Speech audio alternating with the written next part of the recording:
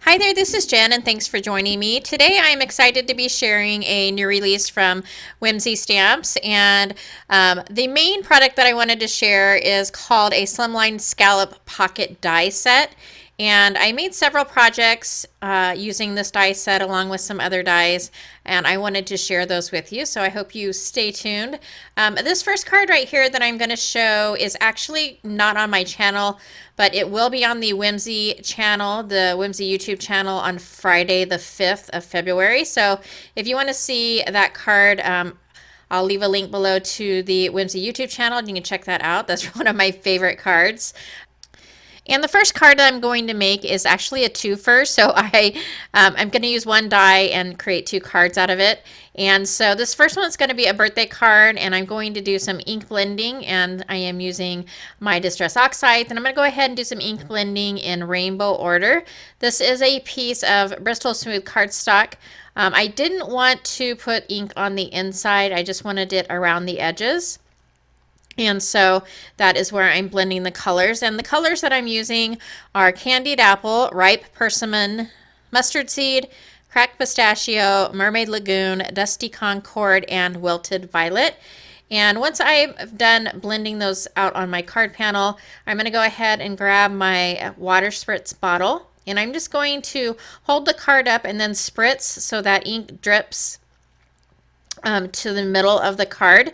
And you'll see why I did this when I use the die, because the die is going to cut out and it's going to leave a little bit of white space on some of the heart cutouts from the die, and I think it looks really cool. So I'm just going to go ahead and continue to water this down and move the color around a little bit, and anything that gets muddy, I'll go ahead and take a paper towel and wipe that up. And then once I have dried this panel with my heat tool, I'm going to go back over the panel once again with the Distress Oxides to kind of deepen that color a little bit more. And then once I have that done, I will go ahead and use my water to spray to get that distress look. So I'm going to spray that with my spritz bottle, let that sit probably about 10 seconds, and then take a paper towel and pick up that ink, and it's going to leave some water spots in the background. And then I'm taking my Starry Nights watercolor. I'm going to do a little bit of splatter. I also did a little bit of splatter of the leftover Distress Oxide inks, as well as some white acrylic ink. And the die that I'm using for the front of this card is called a Slimline Hearts background die. And so I went ahead and ran that through my die cut machine, and it left all these beautiful little hearts. And you can see on some of those hearts where it goes into the middle of where I left it white in the middle, it kind of gives a fade out kind of look, which I think is so beautiful. And so I really like how that turned out. But I'm just taking the hearts and I'm going to go ahead and place them where I want to place them. And then I'm going to take a piece of press and seal and push it against those paper hearts. And then I'm going to make sure I get it burnished a little bit, just to make sure that they're all stuck to that piece of press and seal. And then I'm going to peel it off and turn it over. And then I'm taking my Red Top Fineline Glue, and I'm going to go over all the hearts with just a little bit of glue. And then I'll flip that back over and place it perfectly where I want to place it. This stuff is amazing. And so I'm going to press against it and try and burnish it as much as I can to make sure that the hearts don't come up when I peel it off. So basically I'm folding the press and seal over on itself, kind of like you would do when you tape off a watercolor panel and you take that tape off. You kind of want to run it against itself so it doesn't rip the paper. So I just tried to do the same thing to make sure that it did not pull up any of those hearts. And then I filled in the empty spaces with some more of the smaller hearts from that die. And next I'm going to create the pocket for the inside of the card. And so I've run the scallop pocket die through my die cutting machine using a piece of white cardstock. And then these hearts are from the same die that I used for the front of the card. They're just left over from a project I did about a month ago. That die is a die that keeps on giving. I had a ton of hearts left over, and so I used a few of them to adhere to the front of this pocket. And then I'm taking a piece of vellum, and I have used that other die piece from the scalloped pocket set and adhere that using some double-sided adhesive. And there are score lines on this pocket so you know where to fold, but it is a good idea to go ahead and use a scoreboard and your bone folder to score those again. It'll just give it a better fold. I didn't do that on this, and this is like 110-pound paper. And so while it did fold over, it would have been a lot cleaner if I had went ahead and scored it first. But once I have those sides folded over, I'm going to go ahead and take my bone folder and make sure those creases are nice and clean.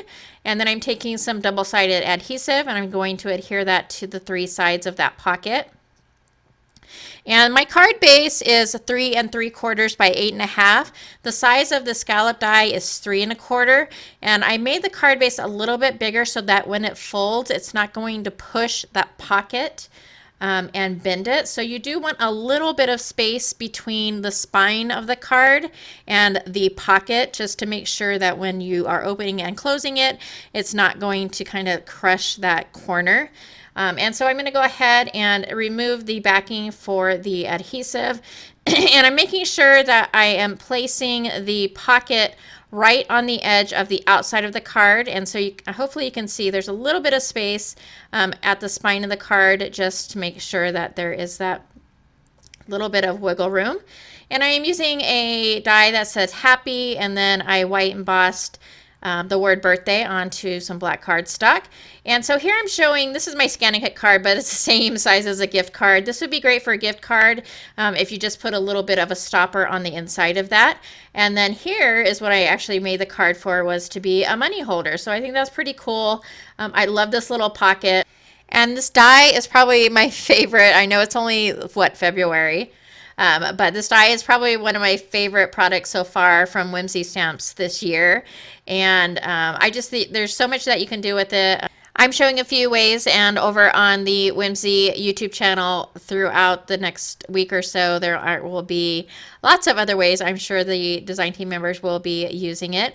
And so, not to waste the negative space for that Slimline Hearts background die, I went ahead and created a background on a panel, and I used what is that called? I used the stamp that's lots of dots. I stamped that up in some Versafine Black, and then I am just gluing that negative panel onto that. I added a few more of the hearts from a previous project and stamped hey there, and that's it. That was a really quick card. And so the last idea for that Slimline pocket die is to create some little treat holders. And so I am using this paper pack. It's called Heart to Heart. It's a 6x6 paper pack. And I have used that scallop pocket to cut out 2 pieces of pattern paper and 2 pieces of white cardstock.